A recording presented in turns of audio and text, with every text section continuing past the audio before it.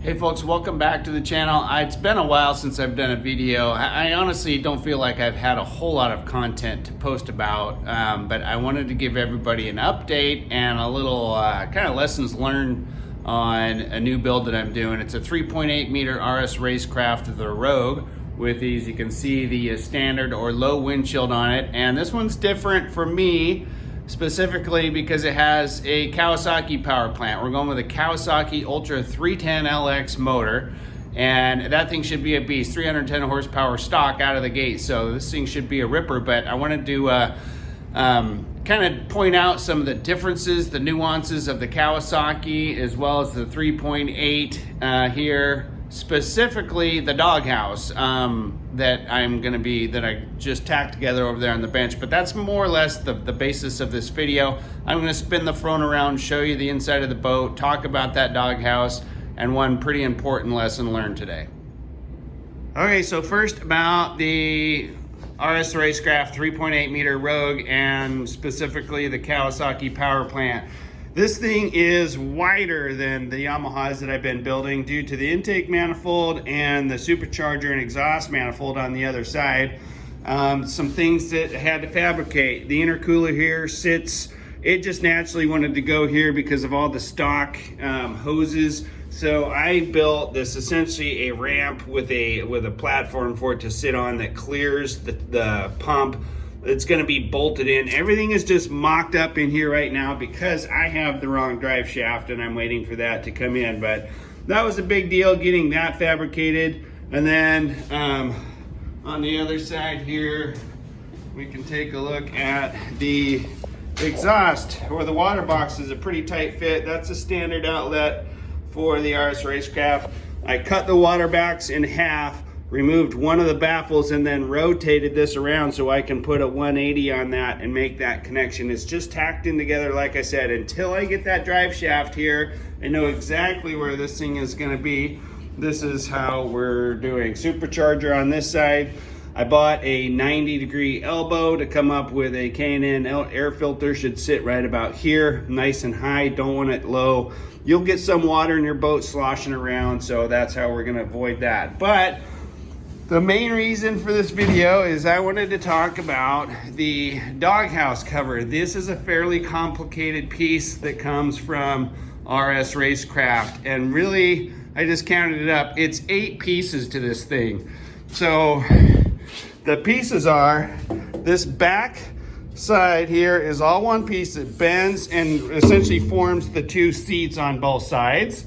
Then this middle section right here creates essentially the main engine cover, or the roof.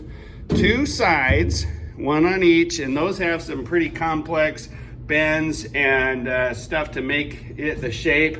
And then lastly, you have the side part to the seat to kind of seal it in the engine bay, and then another little trim piece that goes here to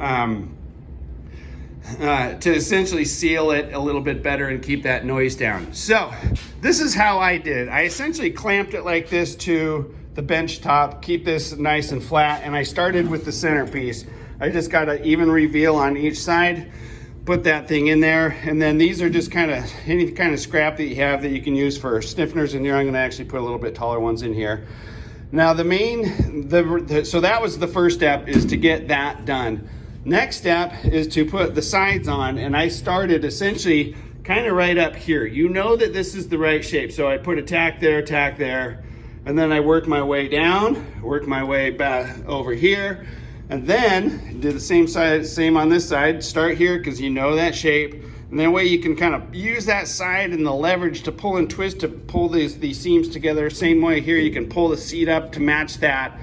Then you could not really get this lined up right doing the build upside down. So I took those 3 pieces, flipped it right side up in the shop, and tacked this seam from the top side of it. And that's how I did that. That's the final version. And then I just put these 2 on this morning. Those were pretty easy. The big thing that I want to talk about, and we've discussed in some of the forums, is not welding too much before you get the entire structure together. So here's exactly the prime example of why you don't do that. So I went and tacked all these little stiffeners in here. They're pretty small. But I thought, hey, I want to get some weld in here. And I was going to put a weld up there, weld in the middle, and a weld right at this seam. And I was thinking like that would help kind of hold this bottom nice and flat. Well, I was wrong. So when I put those, just a couple little stitches, those were 2-inch welds, and I welded them pretty cold. As soon as I did that, this bottom plate curved up. I'm like, oh shit. So I stopped immediately. I did do these welds, but I stopped immediately. I did not want to put any more weld into this plate until I got it tacked along this side to keep its shape. So this thing curved up. I was like, uh-oh, too much weld, too much heat. And that's why you don't weld stuff completely until you have the entire, so I stopped right there, tacked the entire rest of this piece together, and that's the lesson learned on why we don't weld too much until you get a piece tack welded together. It actually came out very nice. Once I flipped it over and I was able to manipulate the side to pull that top piece down nice and flat again, and everything came together really nice. They have to put these little relief cuts in here to get these kind of complex bends to taper the cuts and then pull those in. So you got to kind of fill those in, TIG weld those. And I actually TIG weld this entire engine cover on the outside, so it's a nice cosmetic weld, and it turns out. The one issue with this thing is on the Kawasaki, it doesn't clear. So I wanted to get this thing together, throw it in the boat, and see what I'm gonna have to modify, because I'm pretty sure that supercharger is gonna hit about here. So I'm gonna have to modify it a little bit.